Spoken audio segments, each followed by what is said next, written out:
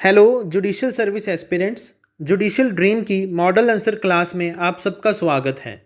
आज इस क्लास में हम डाइवोर्स बाय म्यूचुअल कंसेंट पर एक मॉडल आंसर को डिस्कस करेंगे और यह समझेंगे कि किसी भी एग्ज़ाम में इस क्वेश्चन को कैसे अलग अलग तरीक़ों से पूछा जा सकता है। किसी भी एग्ज़ाम में इस क्वेश्चन को दो अलग अलग तरीक़ों से पूछा जा सकता है, जैसे कि explain section 13B of Hindu marriage act 1955 या फिर discuss the remedies available for the amicable separation to a couple who got married under Hindu marriage act but their relation deteriorated due to the incompatibility of a temperament. इस question को जब भी हम attempt करेंगे, इसके answer में सबसे पहले हम बताएंगे कि before the enactment of Hindu marriage act 1955 Hindu religion में डाइवोर्स का कोई कंसेप्ट ही नहीं था। उस टाइम पे हिंदूज़ के लिए डाइवोर्स का कंसेप्ट एलियन था, क्योंकि हिंदू रिलीजन में जो मैरिज है वो एक सेक्रामेंट है और वो परमानेंट है, जिसे कभी भी डिज़ोल्व नहीं किया जा सकता। बट गवर्नमेंट ऑफ इंडिया ने जब 1955 में हिंदू मैरिज एक्ट को इनेक्ट किया, उस टाइम पे सेक्शन 13 के अंडर डाइवोर्स के कंसेप्ट को इंट्रोड्यूस किया। और हम बताएंगे कि जो सेक्शन 13 है वो गिल्ट थ्योरी पे बेस है, क्योंकि अगर किसी भी पार्टी को सेक्शन 13 के अंडर दूसरी पार्टी से डाइवोर्स क्लेम करना है तो उस पार्टी को दूसरी पार्टी की लाइबिलिटी को अराइज करना होगा और उसे दूसरी पार्टी द्वारा किए हुए किसी भी मैट्रिमोनियल ऑफेंस को प्रूव करना होगा। अगर पहले वाली पार्टी मैट्रिमोनियल ऑफेंस जो कि दूसरी पार्टी द्वारा कमिट किया गया है उसको प्रूव नहीं कर पाती है, तो इस केस में कोर्ट डाइवोर्स की डिक्री को ग्रांट नहीं करेगी। इसके बाद हम बताएंगे कि सेक्शन 13 में डाइवोर्स को क्लेम करना बड़ा मुश्किल है, क्योंकि जो सेक्शन 13 की प्रोसीडिंग्स हैं वो बड़ी लेंथी प्रोसीडिंग्स हैं, क्योंकि इसमें एक पार्टी को दूसरी पार्टी के मैट्रिमोनियल ऑफेंसेस को प्रूव करना होता है और दूसरी पार्टी इन मैट्रिमोनियल ऑफेंसेस को डिनाई करती है। इसी चक्कर में डाइवोर्स की डिक्री आने में सालों लग जाते हैं और इसी कारण से कई बार कई स्पाउसेस दूसरी पार्टी से डाइवोर्स क्लेम नहीं करते हैं और मजबूरी में ही उन्हें दूसरी पार्टी के साथ रहना पड़ता है। इसके बाद हम बताएंगे कि डाइवोर्स की प्रतिक्रिया को आसान करने के लिए गवर्नमेंट ऑफ इंडिया ने 1976 में सेक्शन 13B के ज़रिए हिंदू मैरिज एक्ट में डाइवोर्स बाय म्यूचुअल कंसेंट की प्रोविजंस को इंट्रोड्यूस किया। इसके बाद हम अपने आंसर में कंसेंट थ्योरी के मीनिंग को एक्सप्लेन करेंगे और यह बताएंगे कि यह थ्योरी कैसे गिल्ट थ्योरी से अलग है और हम अपने आंसर में इसके एम को भी समझाएंगे। हम अपने आंसर में बताएंगे कि अगर दो पार्टीज़ यह डिसाइड करती हैं कि उनको अपनी मैट्रिमोनियल ऑब्लिगेशंस को फुलफ़िल नहीं करना है और वे आपस में नहीं रहना चाहती हैं, तो वे म्यूचुअल कंसेंट से डाइवोर्स को क्लेम कर सकती हैं। हम बताएंगे कि अगर पार्टीज़ मैरिज की सॉल्मनाइजेशन से पहले वॉलंटरली एग्री करती हैं और मैरिज के सॉल्मनाइज होने के बाद उनको यह प्रतीत होता है कि उन्होंने कुछ गलती की है और वे आपस में नहीं रहना चाहती हैं, तो वे म्यूचुअल कंसेंट के ज़रिए अपनी मैरिज को डिसॉल्व कर सकती हैं। इसके बाद हम बताएंगे कि यह जो थ्योरी है वो गिल्ट थ्योरी से बिल्कुल अलग है, क्योंकि गिल्ट थ्योरी में दूसरी पार्टी की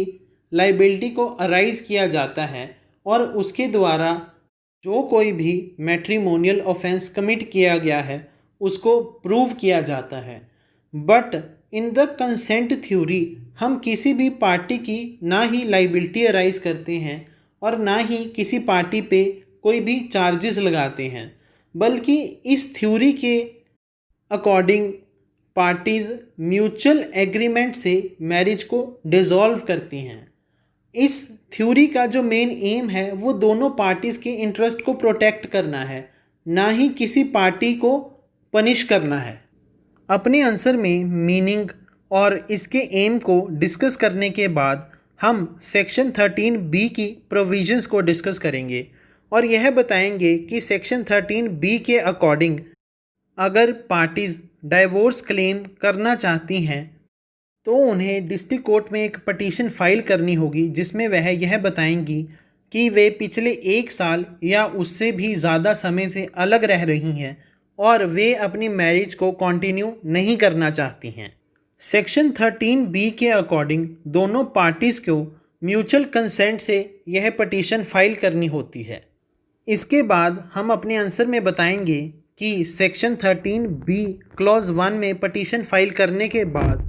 कोर्ट एक कूलिंग ऑफ पीरियड को ग्रांट करती है जिसमें वह पार्टीज़ को टाइम देती है कि वो अपने मध्य जो भी डिस्प्यूट है उसको सॉल्व करें और अगर हो सके तो अपनी मैरिज को कंटिन्यू करें। यह cooling of period court section 13B clause 2 के अकॉर्डिंग ग्रांट करती है और इस सेक्शन के अकॉर्डिंग यह पीरियड 6 महीने से लेकर 18 महीने तक का हो सकता है। 6 महीने से पहले कोर्ट कभी भी डाइवोर्स को ग्रांट नहीं कर सकती है और यह कोर्ट के लिए अनिवार्य है कि वे 6 महीने या उससे ज़्यादा का समय पार्टीज़ को दे और अगर 6 महीने के बाद पार्टीज़ सेकंड मोशन मूव करती हैं और उसमें यह क्लेम करती हैं कि वे डिवोर्स लेना ही चाहती हैं और अपनी कंसेंट को विड्रॉ नहीं करती हैं तो उस केस में कोर्ट एक फॉर्मल इंक्वायरी कंडक्ट करेगा कि जो भी कंसेंट पार्टीज़ ने दी है वो कहीं फ्रॉड, फोर्स या अनड्यू इन्फ्लुएंस के कारण तो नहीं दी हैं। अगर कोर्ट को लगता है कि वे म्यूचुअली एग्री हैं तो कोर्ट उस केस में डाइवोर्स को ग्रांट कर देगा। अपने आंसर में section 13B clause 1 and clause 2 को डिस्कस करने के बाद हम एक क्वेश्चन अराइज करेंगे कि क्या कोई पार्टी म्यूचुअल कंसेंट से पटिशन फाइल करने के बाद अपनी कंसेंट को विड्रॉ करा सकती है। अगर हाँ तो उस केस में क्या जो कोर्ट है वो डाइवोर्स को ग्रांट करेगी। इस क्वेश्चन को क्लैरिफाई करने के लिए हम अपने आंसर में सुरेष्ठा देवी वर्सेस ओम प्रकाश के केस को डिस्कस करेंगे जिसमें सुप्रीम कोर्ट ने क्लियरली कहा है कि कोई भी पार्टी डिक्री के ग्रांट होने से पहले अपनी कंसेंट को विड्रॉ कर सकती है, परंतु अगर कोई भी पार्टी डिक्री के ग्रांट होने से पहले अपनी कंसेंट को विड्रॉ करती है तो उस केस में कोर्ट डाइवोर्स को ग्रांट नहीं करेगी और दूसरी पार्टी को सेक्शन 13 में डाइवोर्स के लिए पटिशन फाइल करनी पड़ेगी। इसमें सुप्रीम कोर्ट ने कहा है कि जब तक कोर्ट डाइवोर्स की डिक्री को ग्रांट नहीं करती है तब तक दोनों पार्टीज़ की कंसेंट का रहना ज़रूरी है। इस केस को डिस्कस करने के बाद हम अशोक हुर्रा वर्सेस रूपा बिपिन जवेरी के केस को डिस्कस करेंगे जिसमें सुप्रीम कोर्ट ने article 142 of the Indian constitution में दी गई पावर को एक्सरसाइज करके डाइवोर्स को ग्रांट किया था।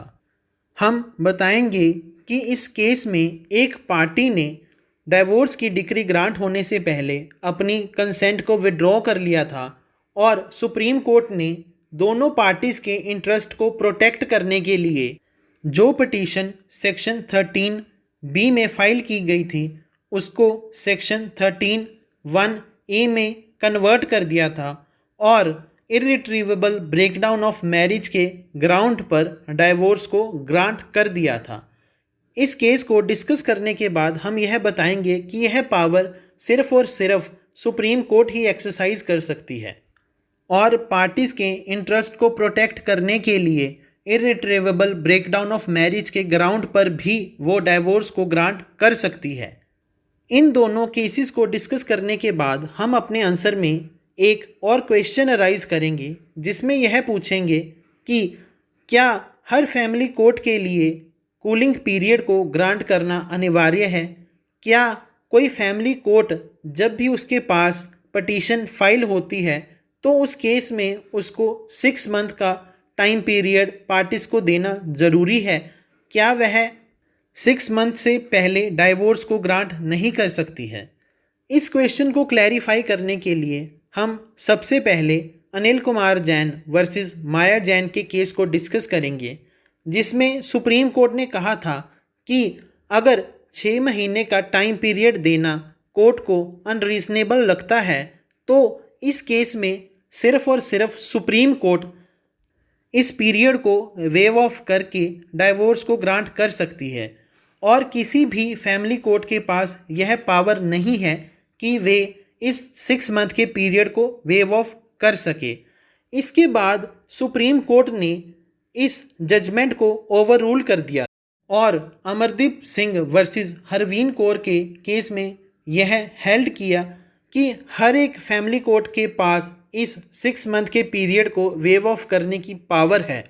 और अगर किसी भी फैमिली कोर्ट को यह लगता है कि 6 मंथ का पीरियड अनरीजनेबल है तो उस केस में कोर्ट कूलिंग पीरियड को ग्रांट किए बिना भी डाइवोर्स को ग्रांट कर सकती है। इन दोनों केसेस को डिस्कस करने के बाद हम अपने आंसर को कंक्लूड करेंगे और बताएंगे कि अगर दोनों पार्टीज़ अपनी मैट्रिमोनियल ऑब्लिगेशंस को फुलफ़िल नहीं करना चाहती हैं और आपस में नहीं रहना चाहती हैं तो वे म्यूचुअल कंसेंट से अपनी मैरिज को डिसॉल्व करवा सकती हैं। तो इस तरह अगर आपको यह क्वेश्चन किसी भी एग्ज़ाम में पूछा जाता है तो आपने ऐसे ही इसके आंसर को अटेम्प्ट करना है और अगर आप इस आंसर की PDF को लेना चाहते हैं तो हमारे व्हाट्सएप या फिर हमारे टेलीग्राम